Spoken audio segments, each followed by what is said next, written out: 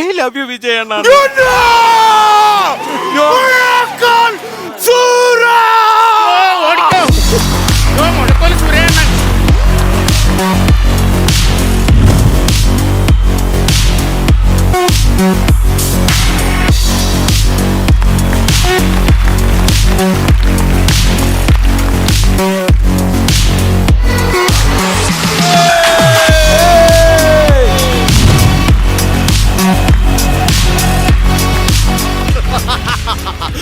മുഴക്കോൽ സുര.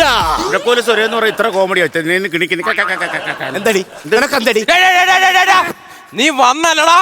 വരേണ്ടി വന്നു. നിന്നെ ഞാൻ ഇന്ന് ഇവിടെ ഉടുക്കും. നിന്നെ തീർക്കൂടാ ഞാൻ.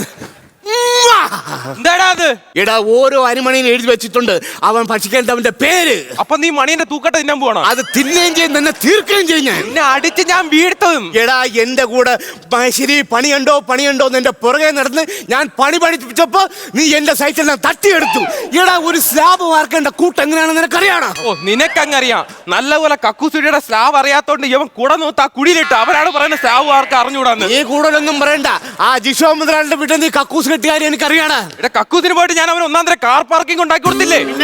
മുട്ടുന്ന നേരത്ത് ബക്കറ്റ് വെള്ളം കൊണ്ട് കാർ കയറി ഒരു റൗണ്ട് ഇറങ്ങി അവന്റെ മുട്ടല് തീരുവാടാ. എന്താ പറയാ ചേട്ടന്റെ വീട്ടിൽ നല്ലൊരു കക്കൂസ് ഞാൻ പണിഞ്ഞു കൊടുത്തേ സാറേ. ബെസ്റ്റ് ചേട്ടന്റെ വീട്ടിലെ കക്കൂസ്. പാവം സേട്ട് 1.5 ലക്ഷം രൂപ കൊടുത്ത് ഒരു യൂറോപ്യൻ ക്ലോസറ്റ് വാങ്ങി ഇതവൻ തലതിരിച്ച് ഫിറ്റ് ചെയ്ത്. തലതിരിച്ച് ഫിറ്റ് ചെയ്തത് അത് സർക്കാർ പറഞ്ഞിട്ടില്ലേ ഈ വെള്ളം കെട്ടി കിടക്കുന്നത് കൊതുക് മുട്ടയിടുന്നു. അങ്ങനെ മുട്ടയിടാതിരിക്കാൻ വേണ്ടി ഞാൻ തല കാമത്തി അങ്ങ് വെച്ചത്. അങ്ങനെ ബുദ്ധിയുണ്ട്. എവിടെ ബുദ്ധി? അതിനൊക്കെ വിവരവും വിദ്യാഭ്യാസവും ഒക്കെ വേണം കൊച്ചേ. ഓ നിനക്ക് ഭയങ്കര വിദ്യാഭ്യാസം. ഒരു ദിവസം ഞാൻ ചോദിച്ചവരുടെ അടുത്ത് കപ്പൽ ഓടിക്കുന്ന ആരെന്ന് വെച്ചപ്പോ ഇവൻ കപ്പിത്താന്ന് പറഞ്ഞു. ട്രെയിൻ ഓടിക്കുന്ന ആരെന്ന് വെച്ചപ്പോ ഇവൻ പറഞ്ഞു ട്രിപ്പിത്താനെന്ന്. എന്റെ അച്ഛൻ. എടാ എന്റെ അച്ഛന് നീ പറയല്ലേ.